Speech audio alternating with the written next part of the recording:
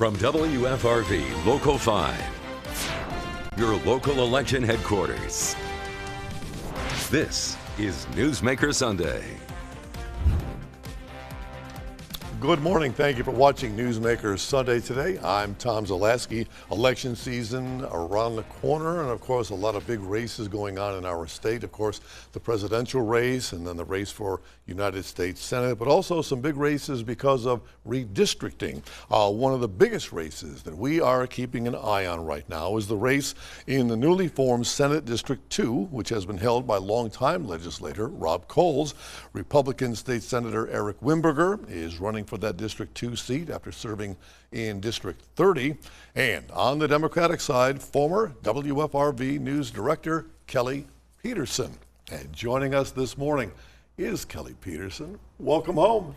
Thank you, Tom. It's great to be back home. Good to have you back. Before we get started, in the interest of transparency, as we said at the top of the broadcast, Kelly Peterson was the news director here at WFRV from 2018 to 2019.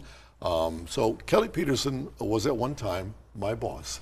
And a good one you were. Oh, thank you, Tom. That means a lot coming from you. Take me back when you were here. Any memories of your time as the news director? Oh, being the news director here, it was so much fun. Just going in and teaching reporters the ropes and working with a talented crew, making decisions, working with you and Aaron, and it was a lot of great memories. We had a lot of news in 2018 and 2019.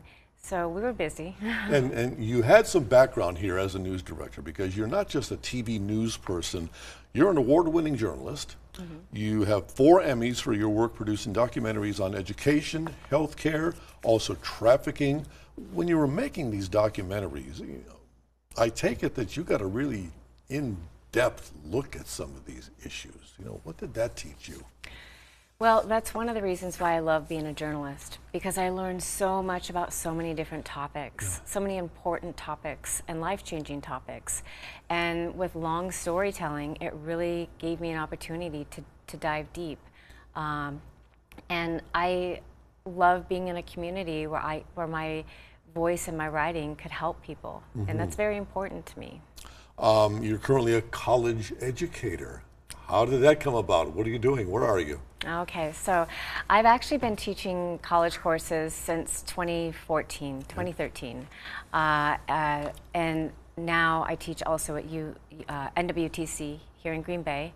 I teach communication and general studies, and English and public speaking, and it's great. It's so rewarding teaching students. It's one of my passions. It's actually one of the reasons why I put my hat down and said I want to be more of a full-time, part-time teacher, instructor, as opposed to being in a newsroom. Sometimes, as you know, it can be 16, 17-hour days. Right. Initially, you had intentions of running for Congress for the seat that Mike Gallagher vacated, and also Alicia Saunders was going to run, Dr. Kristen Lyerly was going to run, and you three kind of got together. How did we get to where we are today? Oh, that's a great question. So Dr. Kristen Lyerly and Alicia Saunders and myself, we all, as you mentioned, we were in the 8th Congressional. But with the redrawing of the new maps and how they had been gerrymandered for so many years, we said, you know what, let's just wait and see how the maps unfold and see where we fit best. And that's when Dr. Lyerly called me and said, hey, Kelly, are you ready to own State Senate District 2? Alicia, are you ready to go into the Assembly? And she said, I'm ready to take on the 8th Congressional seat. And it was really then that we also got involved with a movement called Women Win Wisconsin, spearheaded by Sarah Godlewski, Secretary of State. So it's been great to be a part of that movement and to work together to bring positive change into Wisconsin. So what was the trigger for you? Here you're a news director, an award-winning journalist, and all of a sudden you find yourself running for state senate. Was there an event, something happened? Was this always in the back of your mind? You're running. How did we get here? So when I was 7 years old, I knew I wanted to be a journalist. Like, that was my thing, right?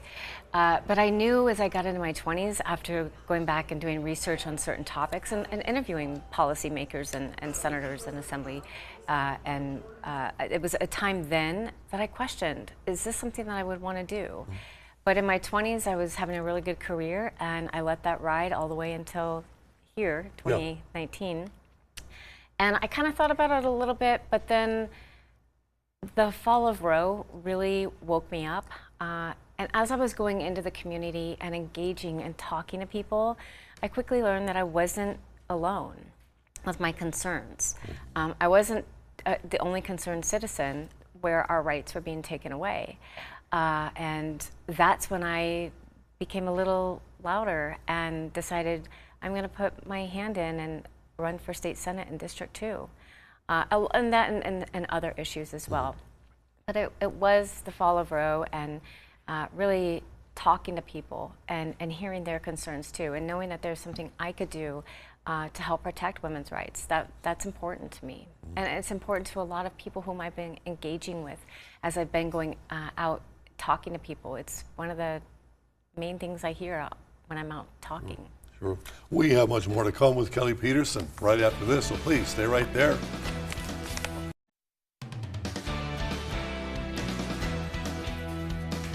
Back now with Kelly Peterson and her state senate race. You were producing something called America's Heartland, and you traveled the countryside looking at agriculture in America. You saw firsthand how farm families are coping or not coping. What stood out to you? Oh, Tom, that's a great question. So I just want to go back a little bit. So America's Heartland is a PBS program that celebrates agriculture here in America and highlights. And I would always look forward to going out and talking to these farmers. I love agriculture. I love the country. So being out in that element was something that was very rewarding. But it was really when I got behind the scenes and got to the farm that I would quickly learn that there was a lot of things that farmers they needed help with, from poor road infrastructure, health care, oh my goodness, broadband, equipment failure, natural disaster. It was a lot of things that I saw on the behind the scenes that really opened my eyes. And as a matter of fact, I just had a listening session with some farmers about a month ago, and just listening to their concerns, they were the same concerns that I heard 10, 11 years ago. So we really have a lot to do to help these farmers get the resources they need. In your race for state senate and in politics, you had your hand directly in the Ukraine crisis. I hearken back to your documentary, Ballerina on the Battlefield. And it was a couple of years ago that you and I sat here with Lana. Lana. Mm-hmm. And refresh me, what was that documentary about? So we're still working on it. Okay. It's still in the works. As a matter of fact, our director of photography is heading back to Ukraine in October. He was just there again last year, so we're compiling new elements.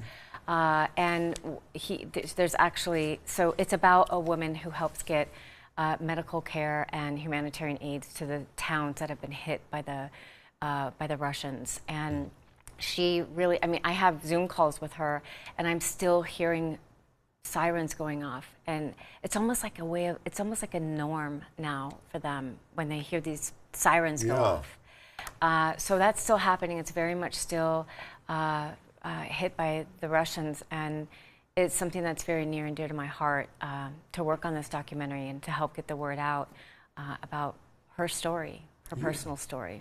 What's Lana doing today? She is still running to the front lines. She is. She is. She's bringing first aid kits and medical supplies, and then she's also bringing other aid into the towns that have been hit hard. And she's come back, and we've Zoomed, and like, Lana, you need a bit of a break because she sees a lot of destruction. So she is definitely still doing that, and I still, as a matter of fact, now I'm a chairwoman of a nonprofit that helps get aid to the front lines and into the towns as well. The crazy part of that is that Lana really is a ballerina. She is. Yeah. She's a dancer, and she's also bringing dance to the front lines and into the towns that have been hit for children so they can help with some therapy with dance. Wow. Let me turn to Madison. You know that right now there's a kind of a log jam down there, loggerheads down there. The mantra seems to be, if it's your idea, it's a bad idea. Is this the way of the world now, or do you see ever a time where both sides can get back to that bipartisanship? Great question. Yeah. And honestly, Tom, as I'm out engaging and talking to people in the community and in State Senate District 2, that is the number one thing I hear also next to reproductive care. Yes. Can we get back to having conversations and meet in the center? This is something that I'm hearing a lot of, and as a leader, that's something that I would definitely bring to the table, is having conversations and making sure laws are not held up with funding and they're helping the people of Wisconsin and State Senate District 2. And do you see the redistricting as giving the Democrats a fighting chance now? I do. Yeah. I do. Well, just to, so State Senate District 2, I've got chunks of Brown County, Outagamie County, Wapaka, Shawano, and now also it's got the it has 3 reservations involved as well. So that Stockbridge, Menominee, and Oneida. Okay. Our guest this morning, Kelly Peterson and her Senate campaign. We are back with more after this. Please stay right there.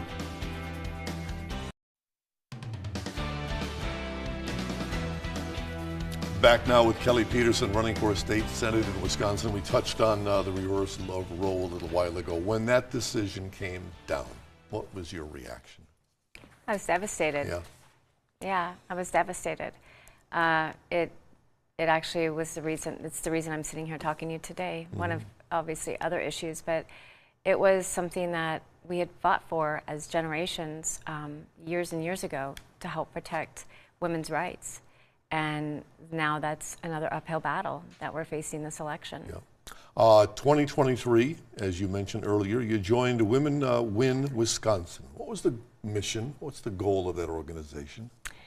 The goal is to bring more women into politics. Okay. And to celebrate and highlight working together, leadership with women. And that's what was so great about working with Dr. Kristen Lyerly, or teaming up with her and Alicia, and also going in as women and listening to the concerns of what people have and being part of a movement that is really bringing momentum that we can see into this election. How big of a rallying cry do you see the abortion issue playing in this upcoming election? Well, that's an interesting question. So the way I can answer that is, what I'm hearing is that we have an uphill battle in terms of, so abortion is on the ballot come this November. Yeah. So we have to fight for our rights for now contraceptions and IVE, access to IVF. So this is also very important for voters. This will be up to voters to decide come this election. So getting the right leaders in office is going to be a big deal in terms of what the outcome will be for women's rights. And you've mentioned a couple of times in this half hour you're campaigning on much more than just the abortion issue. You have other issues you're concerned about. You talk about the need for affordable and accessible child care. What did you mean by that? Well, as a stepmom, growing up, we know how it is being in the news business. We have to juggle and juggle quickly. And my husband at the time, he's a veteran. He was active military for the United States Air Force, so he was gone quite a bit. And I also had sometimes to take my stepson out on shoots with me because there wasn't access to childcare or there was a long wait. And right here in State Senate District 2, there is a childcare crisis. And if parents can't get their children into a child care, then they're on a wait list for a long time. So it really needs to be addressed. And we have a record surplus. We could be putting resources into this. So that's certainly something we need to look at. Yeah, how serious is that child care problem? Because, you know, those people who have the so-called nuclear family, they may not see that. So again, when I'm out engaging and talking to people in the community, it is also a big concern, a top priority. I've knocked on some doors, and some parents tell me, you know what, we're staying home because we can't afford childcare, or one parent goes to work and the other stays home, and it's a big deal. There's a big child care crisis, and especially right here in State Senate District 2. And oftentimes, if both parents work, one parent's salary winds up going just to child care. And it becomes a trickle effect, because then it's impacting the economy. It's in fact impacting housing. It's impacting education. It impacts every element of how we live if we can't get childcare access to working families.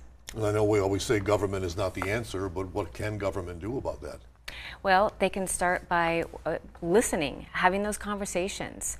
And that's one thing that I would be doing if elected, working really alongside with Governor Tony Evers and Senator Tammy Baldwin to help get the surplus, this surplus that we have into childcare, into education, and help put the resources where they're needed. We are back to wrap up with Kelly Peterson right after this, so please stay right there.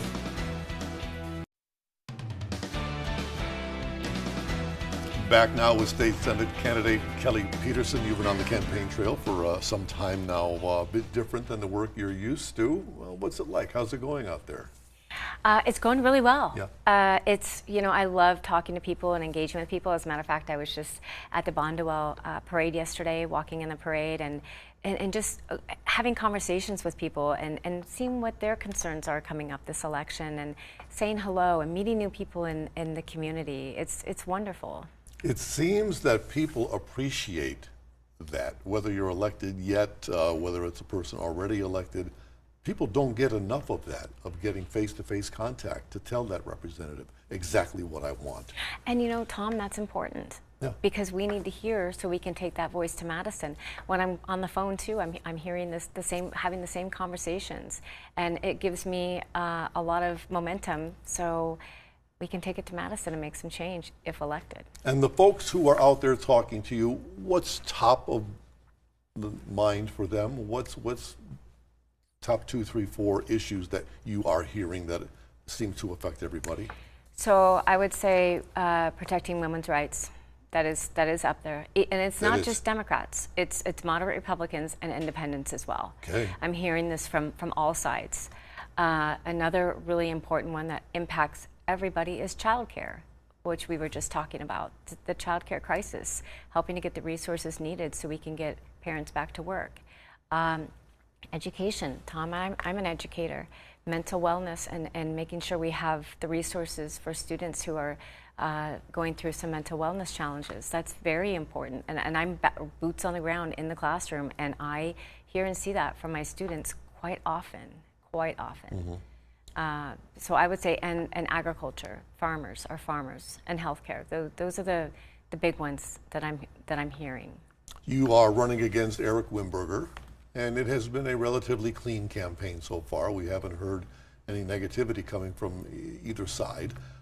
The difference between you and Eric in the minds of that voters should consider when they go to the polls. Well, first off, I can say that our state motto is forward. And Governor Tony Evers has done a great job moving us forward. But I will say the Republicans have taken us backwards. We're going backwards with Roe. We're going backwards with where we can be with getting resources in education. We need to make sure that our teachers, we don't have teacher shortages or staff shortages. And I would say, if elected, the difference between us is that I would continue to move the state of Wisconsin, especially State Senate District 2, moving forward.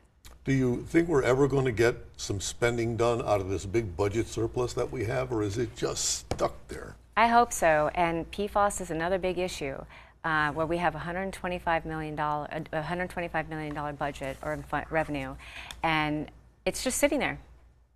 And the Republicans, you know, we can change that tomorrow. We can change that right now. We can start getting money so that the DNR can do its job to test for PFAS and not hold the farmers or the landowners responsible. The polluters should be responsible, not the taxpayers. And we can do that right now.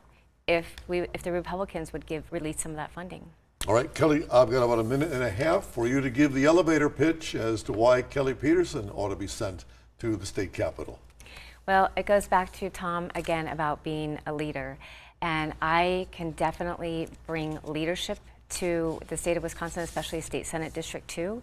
And this is about the people. What I'm hearing is that the people are ready for change, and I'm ready to give that change. I'm ready to give back and fight for women's rights. I'm ready to help with education and put resources. We have a record surplus. We should be delegating that revenue and putting it in places where it's needed. And I would stand up and lead to help make that happen.